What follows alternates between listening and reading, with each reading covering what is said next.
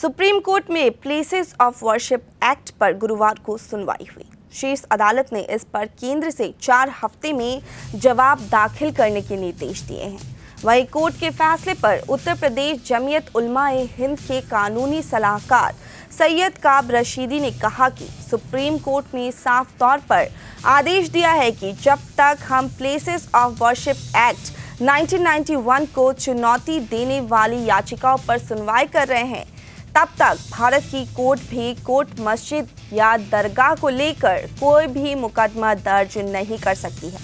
Supreme court ने यह भी साफ किया है कि जो मामले पहले से दर्ज है उनमें भी कोर्ट सर्वे या कमीशन जारी करने जैसे आदेश नहीं दे सकता है। कोई अंतरिम या अंतिम आदेश भी नहीं दे सकता है।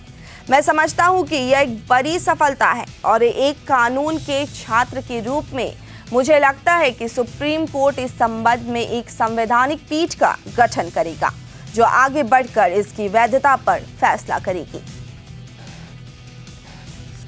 कि आज प्लेसेस ऑफ वर्शिप एक्ट 1991 को लेकर के सुप्रीम कोर्ट ने कुछ महत्वपूर्ण टिप्पणियां की हैं।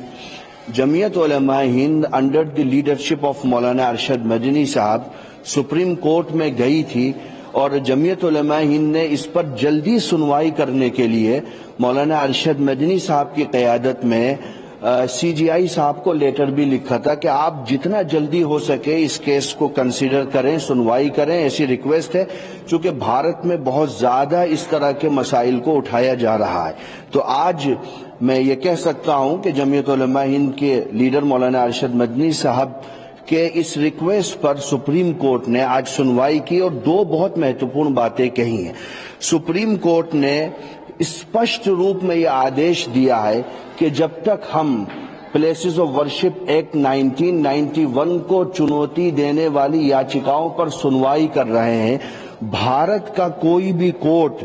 मस्जिद और दरगाह को लेकर के कोई भी सूट रजिस्टर्ड नहीं कर सकता है। जब तक सुप्रीम कोर्ट में सुनवाई पूरी नहीं होती, किसी भी कोर्ट को यह आदेश नहीं है, ये अधिकार नहीं है कि वो कोई सूट रजिस्टर्ड कर ले मस्जिद या दरगाह को लेकर के। नंबर 2, सुप्रीम कोर्ट ने यह भी स्पष्ट किया है कि जो ऑलरेडी सूट रजिस्टर्ड हो चुके हैं उनमें भी